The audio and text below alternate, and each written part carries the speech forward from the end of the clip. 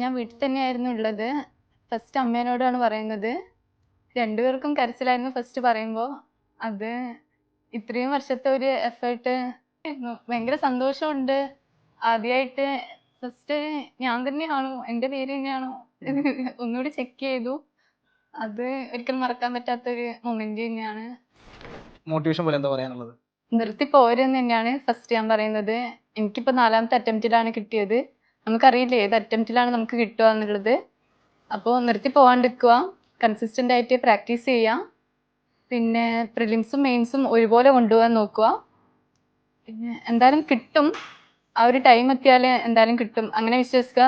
നമ്മൾ തന്നെ വിശ്വസിക്കുക, എന്തായാലും കിട്ടും, അച്ചീവ് ചെയ്യാൻ പറ്റും എന്ന് തന്നെ വിശ്വസിച്ച് പോവുക. അപ്പോൾ എന്തായാലും കിട്ടും.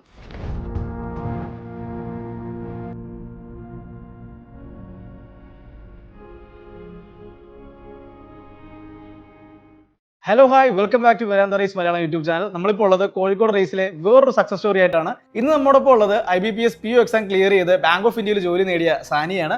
സാനിയ, വെൽക്കം. ഒന്ന് ഇൻട്രൊഡ്യൂസ് ചെയ്യാവോ സാനിയെ കുറിച്ച്? എൻ്റെ പേര് സാനിയ. ഞാൻ തലശ്ശേരിയിൽ നിന്നാണ് വരുന്നത്. 2022 ജനുവരി ബാച്ചിലാണ് ഞാൻ ഇവിടെ റേസിൽ ജോയിൻ ചെയ്തത്. ഇപ്പോൾ എനിക്ക് IBPS PO bank of India selection കിട്ടിയിട്ടുണ്ട്. കണ്ണൂരിൽ നിന്ന് കോഴിക്കോട് നിന്നാണ് പഠിക്കുന്നത്. വീട്ടിലാരൊക്കെയുണ്ട്? അവരൊക്കെ എന്ത് ചെയ്യുന്നു? വീട്ടിൽ അച്ഛൻ, അമ്മ, ഒരേട്ടനുണ്ട്. എങ്ങനെയാണ് ഈ ഒരു ബാങ്ക് കോച്ചിങ് ഫീൽഡിലേക്ക് വന്നത്? സ്വന്തം താല്പര്യമായിരുന്നോ അതോ ആരെങ്കിലും അഡ്വൈസ് ചെയ്തതാണോ? എങ്ങനെയായിരുന്നു? ഞാൻ ഡിഗ്രി PG കഴിഞ്ഞ് എൻ്റെ ഒരു ഫ്രണ്ടും കൂടിയുണ്ട്. നമ്മൾ രണ്ടുപേരും ഒരുമിച്ചാണ് ഇവിടെ ജോയിൻ ചെയ്തത്. ഡിഗ്രി മുതലുള്ള ഫ്രണ്ടാണ് അവള്. രണ്ടുപേരും ബാങ്ക് കോച്ചിങ് ആയിരുന്നു. രണ്ടുപേരും. ഫ്രണ്ട് എന്ത് ചെയ്യുന്നു? അവക്കിപ്പോ 2024 SBI ക്ലർക്ക് കിട്ടിയിട്ടുണ്ട്. സാനിയ ഇപ്പോൾ കണ്ണൂരിൽ നിന്നാണ് കോഴിക്കോട് റേസിലേക്ക് വന്നത്. എങ്ങനെയാണ് ആ ഒരു അവിടെ നിന്ന് ഇങ്ങോട്ടേക്ക് എത്തിയത്? നമ്മൾ എന്തായാലും ബാങ്ക് കോച്ചിങ്ങിന് വരാൻ തീരുമാനിച്ചു. പിന്നെ നല്ലൊരു കോച്ചിങ് ഇൻസ്റ്റിറ്റ്യൂട്ട് നോക്കിയപ്പോൾ യൂട്യൂബിലൊക്കെ സെർച്ച് ചെയ്തു. അപ്പോൾ കുറേ സക്സസ് സ്റ്റോറീസ് ഒക്കെ കാണാൻ പറ്റി. അപ്പോൾ മനസ്സിലായി റേസ് നല്ലൊരു ഇൻസ്റ്റിറ്റ്യൂട്ടാണെന്ന്. അങ്ങനെ ഇവിടേക്ക് വന്നു. സാനിയുടെ എത്രാമത്തെ അറ്റംപ്റ്റിലാണ് നമുക്ക് ഈ എക്സാം ക്ലിയർ ആയത്? എൻ്റെ ഇത് 4ാമത്തെ അറ്റംപ്റ്റ് ആണ്.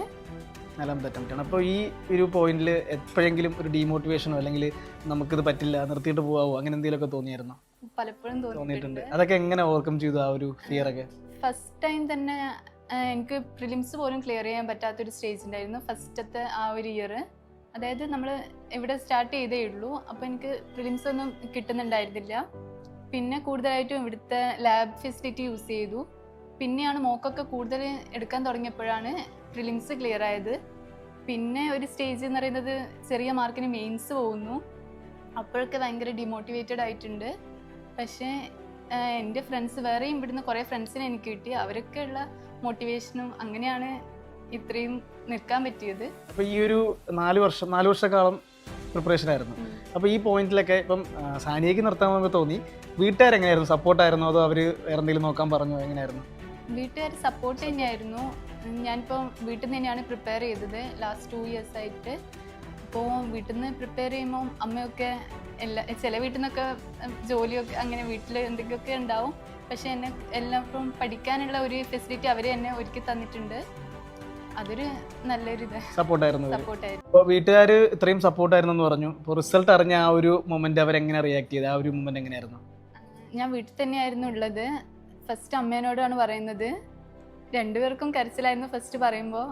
അത് ഇത്രയും വർഷത്തെ ഒരു എഫേർട്ട് അത് തന്നെയായിരുന്നു. അവർ രണ്ടുപേരും മാത്രമേ കരഞ്ഞുള്ളൂ? സാനിയ കരഞ്ഞില്ലേ? അല്ല, എനിക്കും അങ്ങനെയായിരുന്നു. ഭയങ്കര സന്തോഷമുണ്ട്. ആദ്യമായിട്ട് ഫസ്റ്റ് ഒരു ഞാൻ തന്നെയാണോ എൻ്റെ പേര് തന്നെയാണോ ഒന്നുകൂടി ചെക്ക് ചെയ്തു. അത് ഒരിക്കലും മറക്കാൻ പറ്റാത്തൊരു മൊമെന്റ് തന്നെയാണ്. എക്സാം കഴിഞ്ഞപ്പോൾ പ്രതീക്ഷ ആയിരുന്നു ഈ വർഷം എനിക്ക് കിട്ടും എന്നുള്ളൊരു ഹോപ്പ് ഉണ്ടായിരുന്നോ? മെയിൻസ് കഴിഞ്ഞപ്പോൾ ഞാൻ വിചാരിച്ചു ഡിസ്ക്രിപ്റ്റീവ് എനിക്ക് അത്ര നല്ലോണം ചെയ്യാൻ പറ്റില്ല. ഇപ്പോൾ ഒരു ചെറിയ മാറ്റം ഉണ്ടായിരുന്നു. ലെറ്റർ ആയിരുന്നു എപ്പോഴും ഉണ്ടാവാറ്, ഇപ്പം കോംപ്രഹെൻഷനായി. അപ്പോൾ അതെനിക്ക് നല്ലോണം ചെയ്യാൻ പറ്റിയില്ല. അപ്പോൾ ഞാൻ വിചാരിച്ചു എന്തായാലും അതിൻ്റെ സെക്ഷണൽ കട്ട് ഓഫ് ക്ലിയർ ചെയ്യാൻ പറ്റില്ല എന്നായിരുന്നു എൻ്റെ മനസ്സിൽ. പക്ഷേ മെയിൻസിൻ്റെ റിസൾട്ട് വന്നപ്പോൾ ഇൻ്റർവ്യൂവിന് സെലക്റ്റായി. അപ്പോൾ പിന്നെയും പേടിയായി ഇൻ്റർവ്യൂ എങ്ങനെ എന്നുള്ളത്. കഴിഞ്ഞ വർഷം RRB POൻ്റെ ഇൻ്റർവ്യൂ അറ്റൻഡ് ചെയ്തിരുന്നു. പക്ഷേ ഫൈനൽ സെലക്ഷൻ കിട്ടിയില്ല. ഇപ്രാവശ്യം മോക്ക് ഇൻ്റർവ്യൂസിനും കൂടുതൽ ഇവിടെ ഒരു മോക്ക് ഇൻ്റർവ്യൂ സെഷൻ അറ്റംപ്റ്റ് ചെയ്തിരുന്നു. അങ്ങനെയൊക്കെ മോക്ക് ഇന്റർവ്യൂ എങ്ങനെ ഹെൽപ്പ് ചെയ്തു ആ ഒരു ഫൈനൽ ഇന്റർവ്യൂ അറ്റൻഡ് ചെയ്യുന്നതിന് മുന്നേ? ശരിക്കും ഹെൽപ്പ് ചെയ്തു. നമ്മുടെ കുറെ മിസ്റ്റേക്സ് മനസ്സിലായി, കുറച്ചുകൂടെ കോൺഫിഡന്റ് നമുക്ക് മനസ്സിന്റെ ഉള്ളിലുണ്ടെങ്കിലും പുറത്ത് ഒരാൾ ശരിക്കും ഒരു പാനലിന്റെ മുന്നിൽ എങ്ങനെ സംസാരിക്കണം, അത്രയും എക്സ്പേർട്ടായ ഒരാളെ മുന്നിൽ നമ്മൾ പ്രസന്റ് ചെയ്യുന്നത് എങ്ങനെയാണ്, അതൊക്കെ മനസ്സിലായത് ശരിക്കും മോക്ക് ഇന്റർവ്യൂ അറ്റംപ്റ്റ് ചെയ്തപ്പോഴാണ്.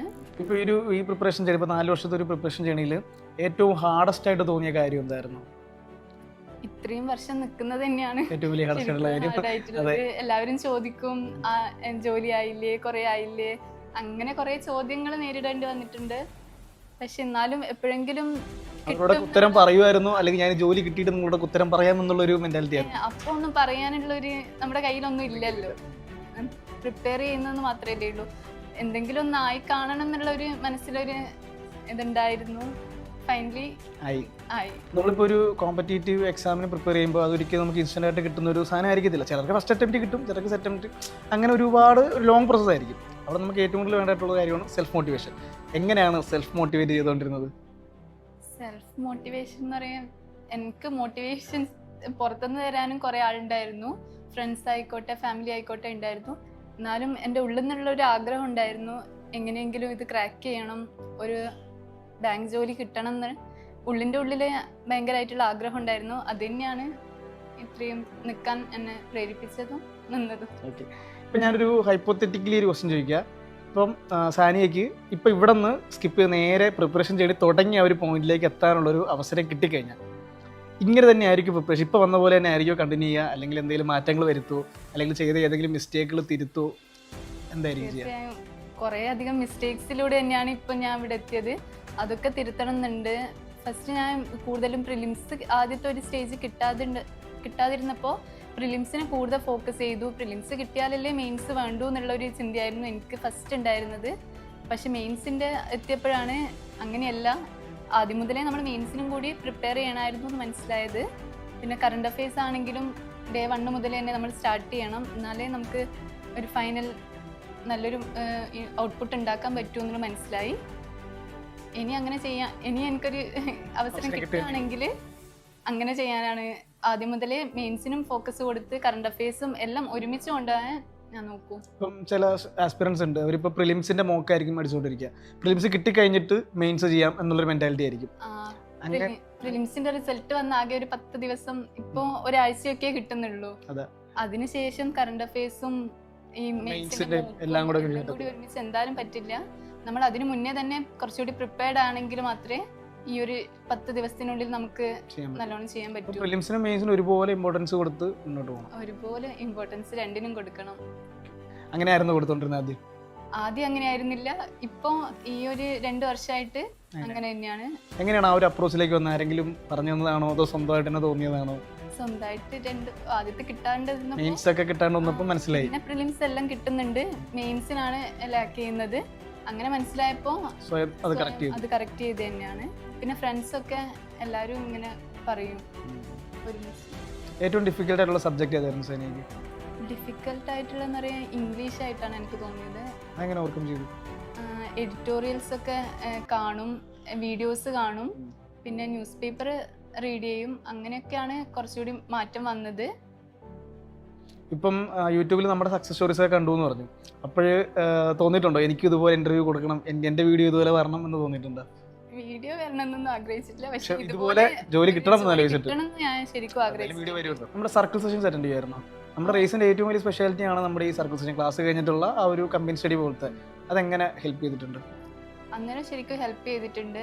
ഫ്രണ്ട്സായിട്ട് നമ്മൾ വർക്കൗട്ട് ചെയ്യുമ്പോൾ ഒരാൾക്ക് കിട്ടിയിട്ടില്ലെങ്കിൽ എങ്ങനെ ആ ഒരു മെത്തേഡൊക്കെ മനസ്സിലാക്കാൻ, കൂടുതൽ പെട്ടെന്ന് ചെയ്യുന്ന ആളെടുത്തുനിന്ന് അത് മനസ്സിലാക്കാനുള്ളതൊക്കെ നല്ലൊരു അവസരമായിരുന്നു. നല്ല അവസരമായിരുന്നു.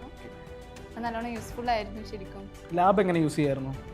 ലാബ് ശരിക്കും ഞാൻ ഈ ബേസിക് ഒക്കെ കഴിഞ്ഞ് ഫസ്റ്റ് നമ്മൾ ശരിക്കും എക്സാം അറ്റംപ്റ്റ് ചെയ്തപ്പോഴാണ് മൂക്കിൻ്റെ ശരിക്കും എങ്ങനെയാണ് ചെയ്യണം എന്നുള്ളത് മനസ്സിലായത്. അതിനുശേഷമാണ് ഞാൻ ശരിക്കും ലാബിലേക്ക് വരാൻ തുടങ്ങിയത്. ഇവിടെ ഹോസ്റ്റലിൽ നിന്നിട്ടായിരുന്നു പഠിച്ചത്. അപ്പോൾ രാവിലെ വരും, പിന്നെ ഉച്ചയ്ക്ക് ഫുഡ് കഴിക്കാൻ ഹോസ്റ്റലിൽ പോവും, അങ്ങനെ വൈകുന്നേരം വരെ ഇവിടെ ഇരിക്കും. എത്ര മണി വരെ ഇരിക്കും ലാബിൽ? ഒരു 5 മണി 5:30 വരെയൊക്കെ ഇരിക്കും. നമുക്കിവിടെ നൈറ്റ് ഒക്കെ അവൈലബിൾ അല്ലേ ലാബ്? അല്ല, എൻ്റെ ഹോസ്റ്റലിൽ പറ്റില്ലായിരുന്നു. ഒരു 6:30ക്ക് Coffee ശേഷം ഉണ്ടായിരുന്നു. ഇല്ല. എങ്ങനെ ലാബിൽ ആയിരുന്നു ക്ലാസ് ചെയ്യുമായിരുന്നു അതോ ഫുൾ ടൈം മോക്കായിരുന്നു ചെയ്തുകൊണ്ടിരുന്നത്? മോക്ക് ചെയ്യും, പിന്നെ ക്ലാസ്സും കാണുമായിരുന്നു. യൂട്യൂബിലൊക്കെ നമുക്ക് എപ്പോഴും അപ്ഡേറ്റഡ് ആണല്ലോ. ഇപ്പോൾ ഓരോ വർഷം കഴിയുന്തോറും അതെ, നമ്മുടെ മാറിക്കൊണ്ടിരിക്കുന്നു. കൂടുതൽ പ്രാക്ടീസ് ചെയ്യാനൊക്കെ യൂട്യൂബിൽ കുറേ വീഡിയോസ് ഉണ്ട്, അതൊക്കെ കാണും. പിന്നെ മോക്ക് തന്നെ, മെയിനായിട്ട് മോക്ക് തന്നെയാണ് പറയുക. ഇപ്പോൾ പെൺകുട്ടികൾക്ക് കോമൺ ആയിട്ട് ഉണ്ടാകുന്ന ഒരു പ്രശ്നമാണ് ഒരു ഏജ് കഴിയുമ്പോൾ മാരേജിന്റെ പ്രഷർ. ഇപ്പോൾ നമ്മുടെ കേരളത്തിൽ മാരേജിന്റെ പ്രഷർ വരും. അപ്പോൾ അങ്ങനെ എന്തെങ്കിലും വീട്ടിന്റെ സൈഡിൽ നിന്നോ റിലേറ്റീവിന്റെ സൈഡിൽ നിന്ന് അങ്ങനെ എന്തെങ്കിലും വന്നിട്ടുണ്ടോ?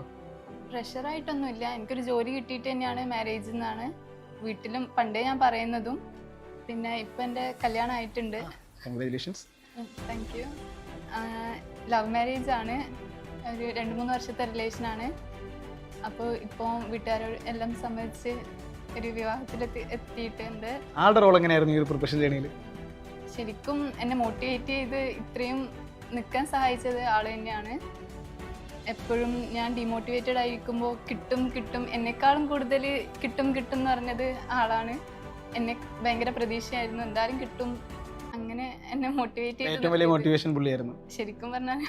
അങ്ങനെ എല്ലാവരും ഉണ്ട്, പക്ഷെ എപ്പോഴും ഇങ്ങനെ പറയും എന്തായാലും കിട്ടും, എത്ര സമയം എടുത്തായാലും നിനക്ക് എന്തായാലും കിട്ടും എന്നുള്ളൊരു വിശ്വാസം ഉണ്ടായിരുന്നു. അങ്ങനെ കിട്ടിക്കഴിഞ്ഞപ്പോൾ പുള്ളി എന്ന് പറഞ്ഞു? ഓ, വളരെ സന്തോഷം. ഇനി എപ്പോഴും കിട്ടാൻ ഞാൻ വിളിച്ച് ഇങ്ങനെ സങ്കടം പറയുന്നത് അതൊഴിവായല്ലോ, അത് സമാധാനം, ഏറ്റവും വലിയ റിലീഫ് ആയിട്ടുണ്ടാവും. സത്യം. സാനിയുടെ ഈ പ്രിപ്പറേഷൻ ജേണിയിൽ ഫ്രണ്ട്സിന്റെ ഇൻഫ്ലുവൻസ് എന്തായിരുന്നു? ഇവിടെ റേസിലെ ഫ്രണ്ട്സും പുറത്തുള്ള ഫ്രണ്ട്സും മൊത്തത്തിൽ എങ്ങനെയായിരുന്നു? ഞാൻ എൻ്റെ ഫ്രണ്ടിൻ്റെ കൂടെയാണ് ഇവിടെ വരുന്നത്, അംശുല. പിന്നെ ഇവിടുന്ന് വന്നതിന് ശേഷം കുറേ ഫ്രണ്ട്സിനെ കിട്ടിയിട്ടുണ്ട്. താര, സ്നേഹേച്ചി, അഞ്ജന, അയന, ഇവരൊക്കെയാണ് എന്നെ കൂടുതൽ മോട്ടിവേറ്റ് ചെയ്തത്. എപ്പോഴും എൻ്റെ കൂടെ ഉണ്ടായിരുന്ന വർഷ, എപ്പോഴും ഞാൻ ഡിമോട്ടിവേറ്റഡ് ആകുമ്പോൾ വിളിക്കുന്നതും നമ്മൾ സംസാരിക്കുമ്പോൾ എനിക്ക് കുറച്ചുകൂടി എനർജി കിട്ടുന്നതും ഇവരോട് തന്നെയാണ് ഞാൻ കൂടുതൽ സംസാരിക്കുന്നത്. എപ്പോഴും എന്നെ മോട്ടിവേറ്റ് ചെയ്യുന്നതും കിട്ടും, പേടിക്കണ്ട ഇങ്ങനെ പറഞ്ഞ് മോട്ടിവേറ്റ് ചെയ്യാൻ ഇഷ്ടംപോലെ ആൾക്കാരുണ്ടായിരുന്നു. ഇഷ്ടം ആളുണ്ടായിരുന്നു. ഓക്കെ, സാനി എപ്പോഴാണ് പഠിക്കുന്നത്? നൈറ്റ് ആണോ അതോ ഏർലി മോർണിംഗ് ആണോ എപ്പോഴാണ് കൂടുതൽ പഠിക്കുന്നത്? വീട്ടിലാകുമ്പോൾ എന്തായാലും ഏർലി മോർണിംഗ് അല്ല, കൂടുതൽ നൈറ്റ് ടൈമാണ് പ്രിഫർ ചെയ്യുന്നത്. കൂടുതലും എങ്ങനെയാ മോക്ക് ചെയ്താണോ പ്രാക്ടീസ് ചെയ്യുക അതോ ക്ലാസ്സുകൾ കണ്ട ടോപ്പിക്ക് വേണ്ടി റിവിഷൻ ചെയ്താണോ പ്രാക്ടീസ് ചെയ്യുക? എന്താ എങ്ങനെയാണ് ചെയ്യുന്നത്? മോക്ക് തന്നെയാണ് കൂടുതൽ. ഇപ്പം ലാസ്റ്റ് തൊട്ടാകുമ്പോൾ മോക്ക് തന്നെയാണ്. ടോപ്പിക്കൊക്കെ ഏകദേശം നമുക്ക് അറിയായിരിക്കും. കൂടുതലും മോക്ക് ചെയ്യുമ്പോൾ നമുക്ക് മനസ്സിലാവും എങ്ങനെ ഒരു എക്സാമിന് അപ്രോച്ച് ചെയ്യണം എന്നുള്ളത്. മെയിൻസിനൊക്കെ ആണെങ്കിൽ ക്വസ്റ്റ്യൻ നമ്മൾ പിക്ക് ചെയ്യുന്നതിനനുസരിച്ചാണ്. അപ്പോൾ മോക്ക് ചെയ്യുമ്പോഴാണ് കൂടുതൽ നമുക്ക് മനസ്സിലാവുന്നത് എങ്ങനെ ചെയ്യണം എന്നുള്ളത്. പിന്നെ ഒരു നേരത്തെ ചോദിച്ചൊരു ചോദ്യമാണ്, ഞാൻ ഒന്നുകൂടെ ചോദിക്കുകയാണ്. റിസൾട്ട് അറിഞ്ഞൊരു മൊമെന്റ് വീട്ടുകാരുടെ റിയാക്ഷൻ പറഞ്ഞു. സാനി ഒറ്റയ്ക്ക് ഫസ്റ്റ് റിസൾട്ട് നോക്കിയല്ലോ, ആ ഒരു മൊമെന്റ് എങ്ങനെയായിരുന്നു? എന്താണ് പെട്ടെന്ന് മനസ്സിൽ വന്നത്? പെട്ടെന്ന് സത്യമാണോ ഇത് തന്നെയാണോ കൺഗ്രാജുലേഷൻ എന്ന് പറഞ്ഞിട്ട് വന്നപ്പോൾ ആണ് ശരിക്കും ഞെട്ടൽ തന്നെയായിരുന്നു. എൻ്റെ തന്നെയല്ലേ പേര്, 2 പ്രാവശ്യം നോക്കി അങ്ങനെയായിരുന്നു. പിന്നെ മനസ്സിലായി കിട്ടി. അപ്പോൾ പിന്നെ എന്താ പറയുക, ഭയങ്കര സന്തോഷം. ഫസ്റ്റ് റിസൾട്ട് അല്ലേ, പോസിറ്റീവായിട്ട് ഇത്രയും നാള് താങ്ക് യു കണ്ടിട്ട് ആദ്യമായിട്ടൊരു കൺഗ്രാജുലേഷൻ അങ്ങനെ കണ്ടപ്പോൾ ഭയങ്കര സന്തോഷമായിരുന്നു. ഇത്രയും നാളത്തെ എഫേർട്ട് ഫൈനലി കിട്ടിയല്ലോ എന്നുള്ള ഭയങ്കര സന്തോഷമായിരുന്നു. അപ്പൊ തന്നെ അമ്മയോട് പറഞ്ഞു. അവരെല്ലാരും കരഞ്ഞു, കൂടെ കരഞ്ഞു. ശരിക്കും സന്തോഷം കൊണ്ടുള്ള കണ്ണീര് എന്ന് പറയാം. ഇത്രയും വർഷം നമ്മൾ എഫേർട്ട് എടുത്തതിന് കിട്ടിയല്ലോ. അങ്ങനെ എപ്പോഴും അമ്മ പറയായിരുന്നു കഷ്ടപ്പെടുന്നതിന് എന്തായാലും കിട്ടും. അങ്ങനെ ഫൈനലി കിട്ടിയപ്പോൾ ഭയങ്കര സന്തോഷം. ഇപ്പോൾ നമ്മുടെ ഈ വീഡിയോ കാണുന്ന ഒരുപാട് ആസ്പിറൻസ് ഉണ്ടാവും, പുതുതായിട്ട് വന്നവരുണ്ടാവും, ഒരു എക്സാം എഴുതാത്ത ആൾക്കാരുണ്ടാവും, ഒരുപാട് എക്സാംസ് എഴുതി കിട്ടിയിട്ട് മടുത്തിരിക്കുന്നവരുണ്ടാവും, അല്ലെങ്കിൽ വീണ്ടും ഡിറ്റർമിൻഡ് ആയിട്ട് മുന്നോട്ട് പോകാമെന്ന് പറഞ്ഞിരിക്കുന്നവരുണ്ടാവും. അവരോടൊക്കെ സാനിയക്ക് എന്താ പറയാനുള്ളത്? ഒരു അഡ്വൈസ് അല്ലെങ്കിൽ ഒരു എന്താ പറയുക, ഒരു മോട്ടിവേഷൻ പോലെ എന്താ പറയാനുള്ളത്? നിർത്തി പോരെന്ന് തന്നെയാണ് ഫസ്റ്റ് ഞാൻ പറയുന്നത്. എനിക്കിപ്പോൾ 4ാമത്തെ അറ്റംപ്റ്റിലാണ് കിട്ടിയത്. നമുക്കറിയില്ല ഏത് അറ്റംപ്റ്റിലാണ് നമുക്ക് കിട്ടുക എന്നുള്ളത്. അപ്പോൾ നിർത്തി പോകാണ്ടിരിക്കുക, കൺസിസ്റ്റൻ്റ് ആയിട്ട് പ്രാക്ടീസ് ചെയ്യുക. പിന്നെ പ്രിലിംസും മെയിൻസും ഒരുപോലെ കൊണ്ടുപോകാൻ നോക്കുക. പിന്നെ എന്തായാലും കിട്ടും, ആ ഒരു ടൈം എത്തിയാൽ എന്തായാലും കിട്ടും. അങ്ങനെ വിശ്വസിക്കുക, നമ്മളിൽ തന്നെ വിശ്വസിക്കുക, എന്തായാലും കിട്ടും, അച്ചീവ് ചെയ്യാൻ പറ്റും എന്ന് തന്നെ വിശ്വസിച്ച് പോവുക. അപ്പോൾ എന്തായാലും കിട്ടും. പിന്നെ ഒരുപാട് പേരോട് നന്ദി പറയാനുണ്ടാവുമല്ലോ, ഒരുപാട് പേര് പറഞ്ഞിട്ടുണ്ടാവും, കിട്ടിക്കഴിഞ്ഞപ്പോൾ തന്നെ എല്ലാവരും വിളിച്ച് താങ്ക്സ് പറഞ്ഞിട്ടുണ്ടാവും. അപ്പോൾ ഈ വീഡിയോയിൽ നമുക്ക് ഒന്നുകൂടെ അവരുടെ ഒന്ന് ഓർമ്മിപ്പിക്കാം, ഒരു സപ്പോർട്ട് ചെയ്ത ആൾക്കാരാണ്. ഇപ്പോൾ വീട്ടുകാരുണ്ടാവും, ഫ്രണ്ട്സ് ഉണ്ടാവും, ഇപ്പോൾ ഫിയാൻസിൻ്റെ കാര്യം പറഞ്ഞില്ലേ, പുള്ളിക്കാരനുണ്ടാവും, എല്ലാവർക്കും ഒരു താങ്ക്സ് പറയാനുള്ളൊരു അവസരമാണ്. പറഞ്ഞോളൂ. ഫസ്റ്റ് ഫാമിലിയോട് തന്നെയാണ്.